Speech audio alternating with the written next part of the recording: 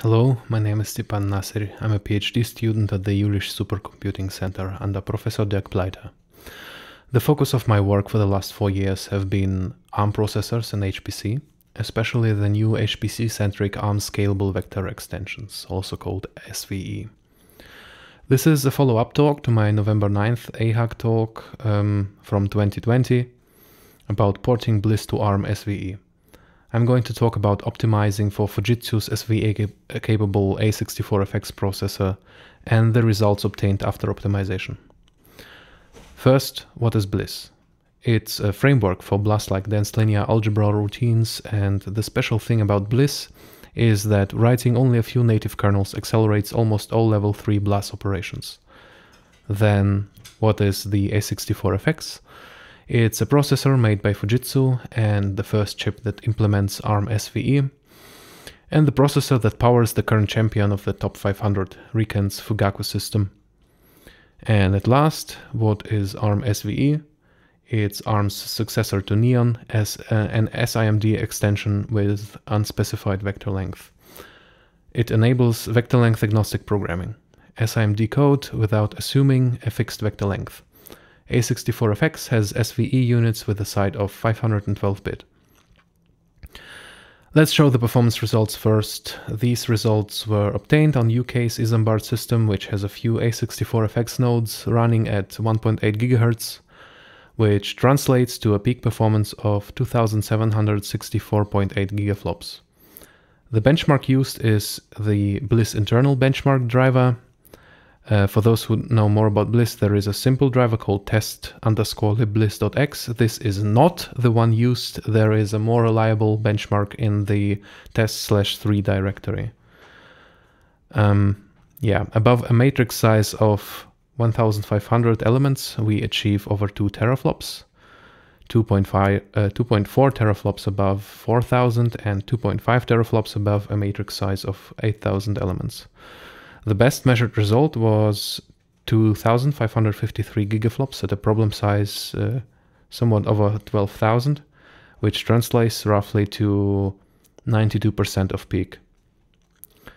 So far for the good results. There are also some drawbacks.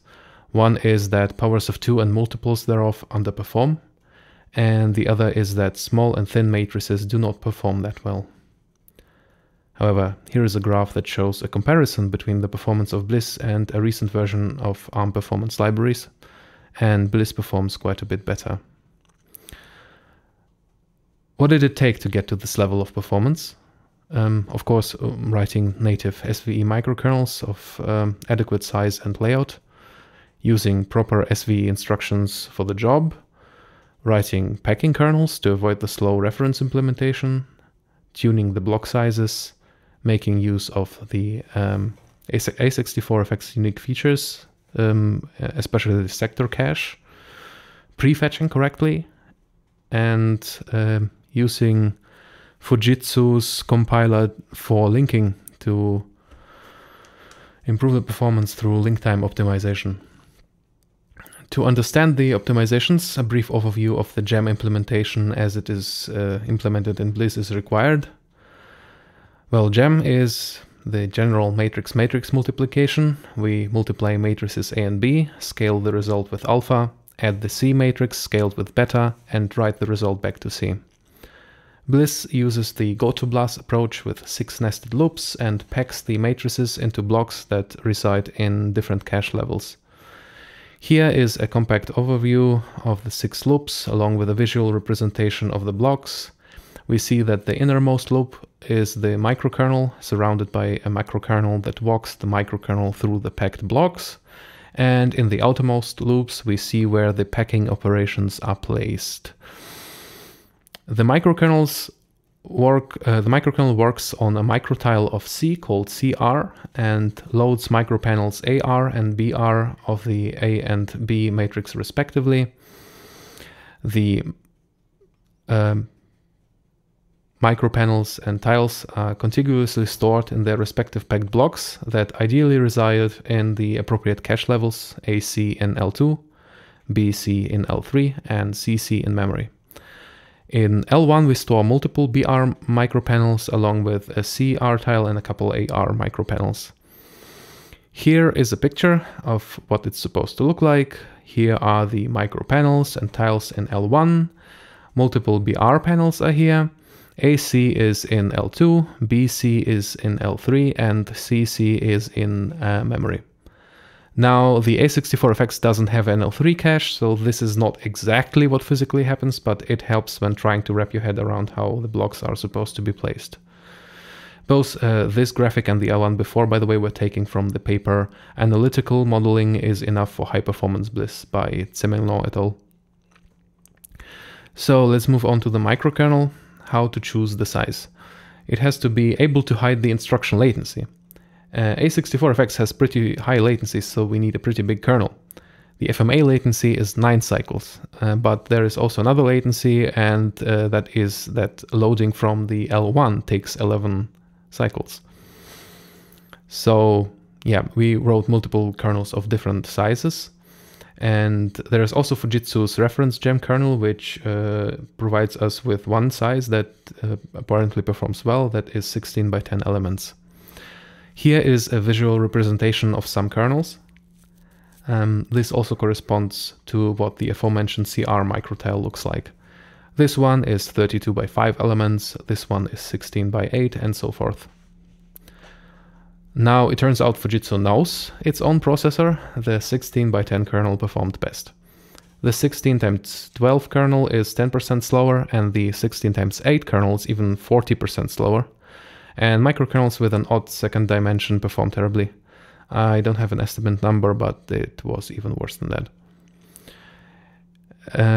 Yeah, it says here bigger kernels, but there is realistically only one possible bigger kernel size, 16 by 12. Making an even bigger kernel doesn't work. There aren't enough named vector registers to accumulate the CR microtile, so that's the #1 issue with writing bigger kernels.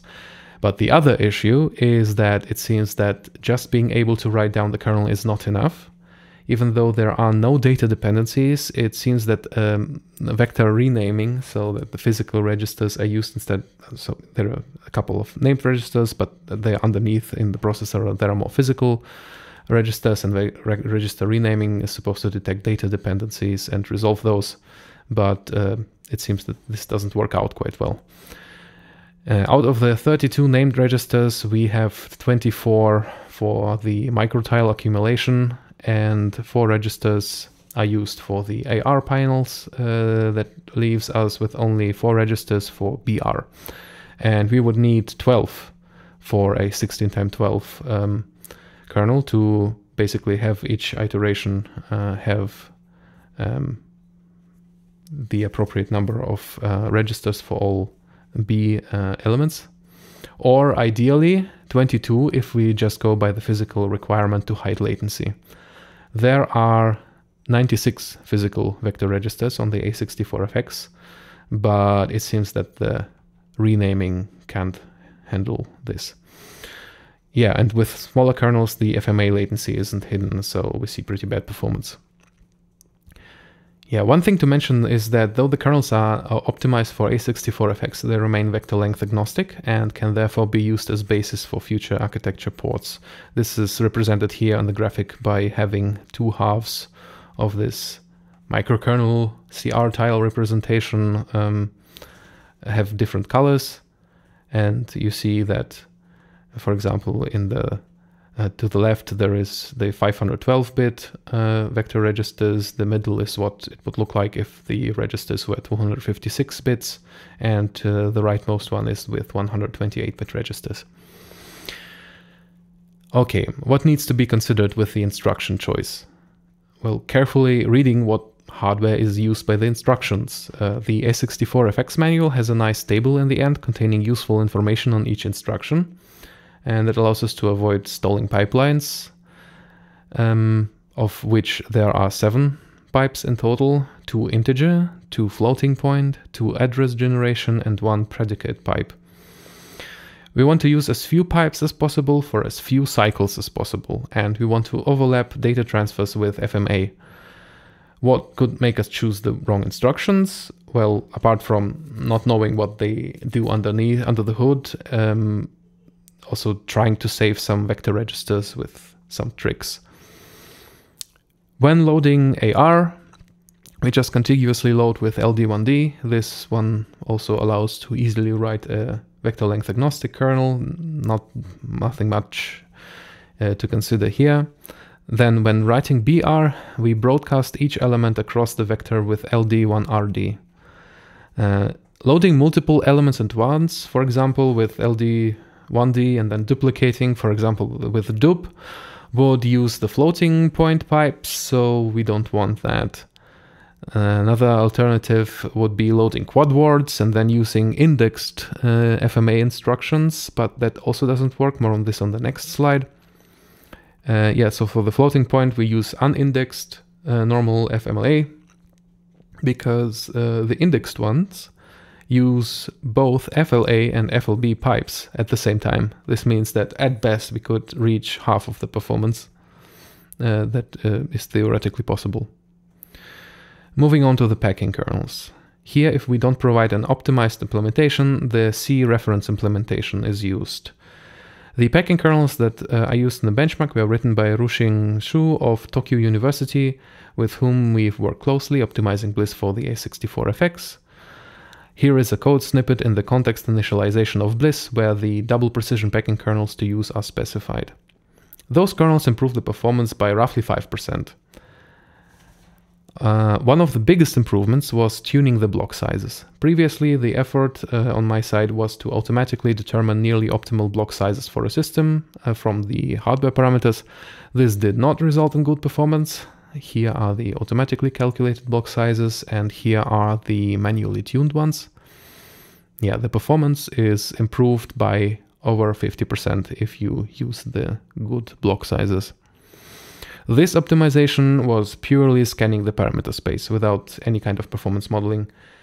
But there are two things to say about this. One is that with higher KC, KC is number of microkernel applications inside of the actual definition of the microkernel, we increase the number of consecutive microkernel applications in the inner loop, which increases the arithmetic intensity of the microkernel.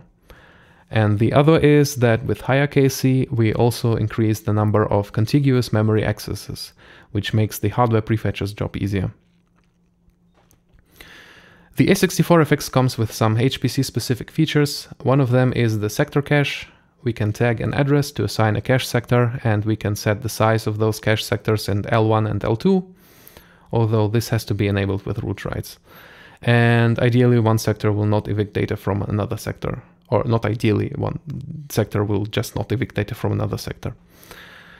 Here is what it looks like. We just OR the address with some bits above bit 56. Here is how the sectors are set for AR, BR, and CR.